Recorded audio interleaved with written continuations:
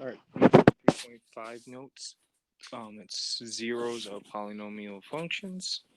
So, to start off, a zero of a polynomial function is the value for which the function is equal to zero. By the zero product property, the zeros of the functions are what? Well, we set each part of these equal to zero, so x equals 0, x minus 4 equals 0, and x plus 3 equals 0. So our zeros are 0, 4, and negative 3. All right, so negative 3, 0, and 4. Right, these zeros divide a number line into 4 intervals. Now, to graph this, we're going to have to use the piece below. Right, so to see how the graph of the function behaves on each interval, we're going to look at the sign of each factor on each interval and the sign of the product.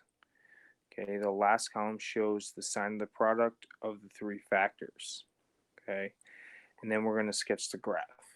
Okay, so we'll go back to that graph.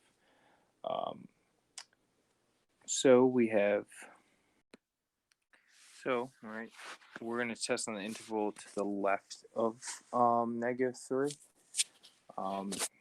So, right, obviously, if any number to the left of negative 3, obviously it's going to be negative. Right? If you substitute negative 4 in for x, you're going to get a negative. What about negative 4 minus 4? That's also going to be negative.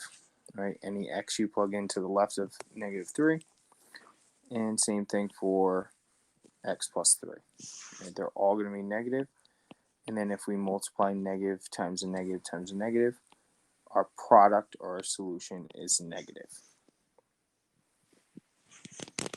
Right. So that means this is going to be below x-axis. Right, so that means, right, our graph is going to be below.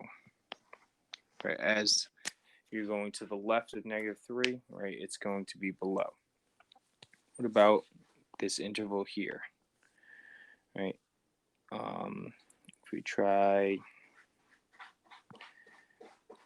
right, let's just use like negative 1, right? So that's going to be a negative, right? It could be negative 1 or negative 2, right? This is still going to be negative. But then anything here is going to be positive. So a negative times a positive gives you a positive product. So this is above. So we can kind of draw some loop like that. Then, right, from 0 to 4, right, we're going to have a positive here. We're going to have a negative here. And then we're going to have a positive. So our solution is below because a positive times a positive is negative. So it's going to go like this. Right, and then anything, right, this is all going to be positive. So this is going to be above. Right, and so it continues on. Right, this is just kind of a rough graph of it. Right, this is your y-axis here. Right, and that's how we kind of figure out the behaviors.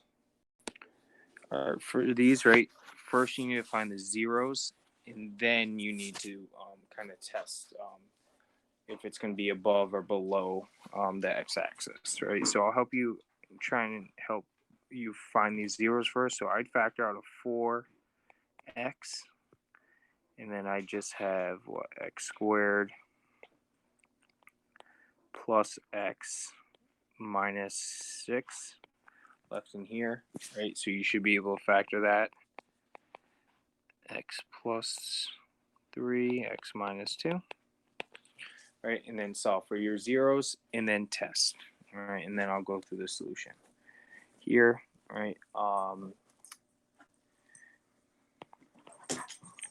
this would be x squared plus 9, x squared minus 9. Obviously, you cannot get a solution here. This is non-real. But these factor to x plus 3, x minus 3. right? So find your zeros and then figure out whether it's positive, negative to the left, in between, and to the right. So here's our solutions, right? If you factor the first one and then test points, right? Your solution is going to be negative, right? Positive, negative, positive. So our graph for the first one looks like this. The next one's a parabola, right? So we kind of just rough graph it like that. All right, now what we're going to look at is something called multiplicity of zero. Okay, so how does a multiple zero affect a graph? Right, so a multiplicity of zero means the number of times the same factor appears. Okay, so same factor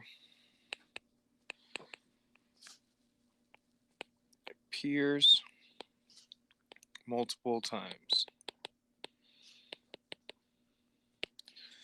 All right, so right, you can think of if you look at these, right, see how there's two x minus 1s are there, right? That means x equals 1 happens twice, right? That means there's a multiplicity of x equaling 1, right?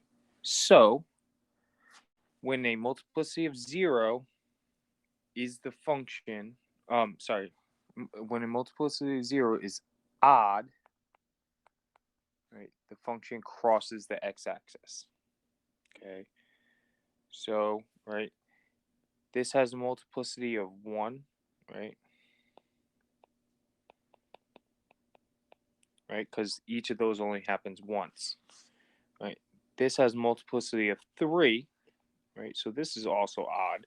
So that crosses the x-axis.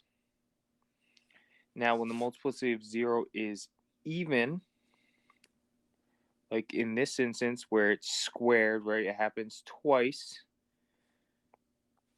right, and this one is to the 4th power, happens 4 times, then there's a turning point on the x-axis. So it doesn't cross the x-axis, it just hits that x-axis and has a turning point. Right, so let's look at this example. We'll find the zeros and then we'll figure out the behavior of the graph at each 0. Right, so what we can do is factor out an x, so we get x squared plus 6x plus 9. Then we factor this, we get x plus 3 times x plus 3. Right, so we can rewrite this as x times x plus 3 squared. Okay. First, we solve for our zeros, right? X equals 0 and x equals negative 3. Right, those are our two zeros. And we have a multiplicity of 2, right?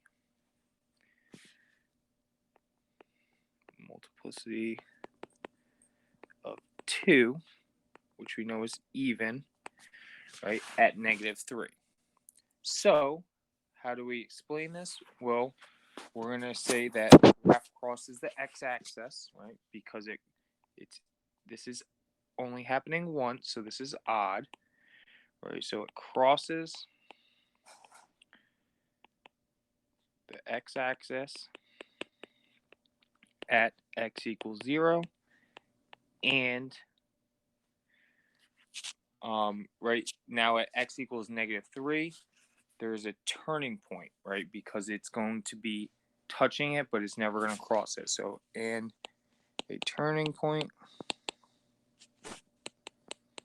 and that's because it's even, right? A turning point at x equals negative 3. Right, so if it happens just once or 3 times, right, we know it's going to cross at that point. But if it happens multiple times at an even amount, right, 2, 4, 6, right, it's going to be a turning point at that point, right, at that 0. Right, so what I want you to do is try these on your own, right, and just explain them to me, right. You have 3 zeros, right. Remember, set each of them equal to 0, right? If you need help, right, we have a 0, we have a negative 4, and then we have a positive 1 happening multiplicity of 4, right? So that's even, right? So I want you to explain what's happening at each 0, right? So tell me what's the zeros and tell me what is happening. All right, so here's your solutions, right? We have even amount of turning points at 1. So there's a turning point at x equals 1, and then it crosses at our other zeros, 0 and -4. The next one, these are imaginary, right? We can't solve for this. We get an imaginary number, so we can't see it on the graph. But we have an odd multiplicity at x equals 1, so it crosses at x equals 1. But then we have even multiplicity at x equals -2. Therefore, there's a turning point at -2. All right, the last part of this section is finding the real and complex zeros. We're going to be given a graph, right, and a function. And what we need to do is we need to find the real and complex zeros. So to do this, we follow these 3 steps. Our first step is use the graph to identify at least one of the zeros. So use graph, find at least 1 0. Okay, and you can see, right, it's crossing at x equals, right, 2 is a 0. Therefore, right, we know that we can use synthetic division, right, as our a of 2, right, and we can reduce this down to find our other zeros or our complex zeros. And you can confirm that 2 is a 0 by, remember, plugging in and using the remainder theorem. So you can use remainder theorem to confirm 2 is a 0. Right, so if you plugged in 2 for x in there, you're going to get 0 as a remainder. Right. Now step 2, right, we're going to use synthetic division.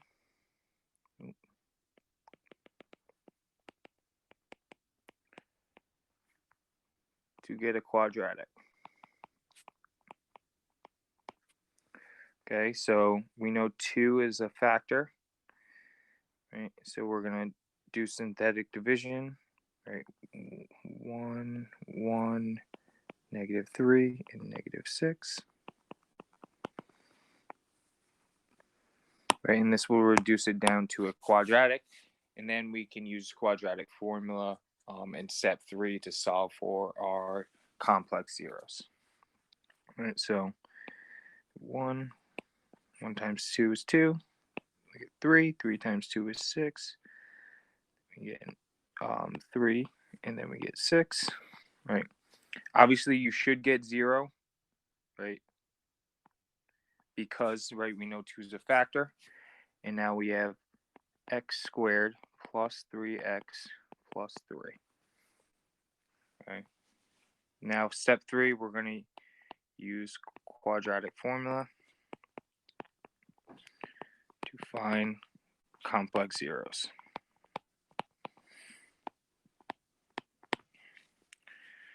Right, so a equals 1, b equals 3, c equals 3. Okay. So opposite of b, so x equals opposite of b, opposite of 3, plus or minus square root b squared, so 3 squared, minus 4 times a times c, all over 2 times a. So we get -3, and then we get plus or minus square root. We get 9 minus 12, which is -3 over 2. And then this reduces to -3 plus or minus I square root of 3 over 2. All right, so x equals this, and then we also know x equals 2 from before. So those are our three solutions, right? 2 complex and 1 real solution. Okay, so you're going to do this every time, right? Use the graph to find at least 1 0. You can confirm it by using the remainder theorem. Then you use synthetic division to get a quadratic, right? And then we can use the quadratic formula or completing a square or any really step of solving for step 3, whatever one you're more comfortable with. All right. So what I want you to do is try these ones on your own. All right. This case, in 3a, we have a 0 at x equals 3. Now, this next one, we have x to the 4th, right? But we know we can use, since we have 2 zeros, we're given the 2 zeros of -2 and 2, right? We can use synthetic twice.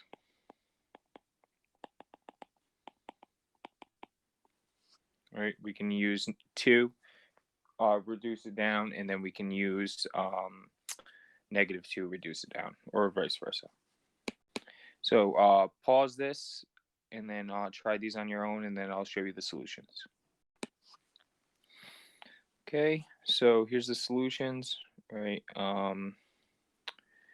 Pretty self-explanatory. I just did synthetic division, got it to a quadratic, and used the quadratic formula to solve for those complex solutions.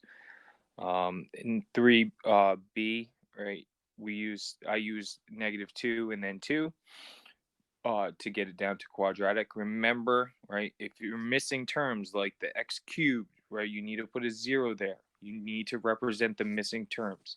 It needs to go 4, 3, 2, 1, 0 for the exponents. All right, and that's it.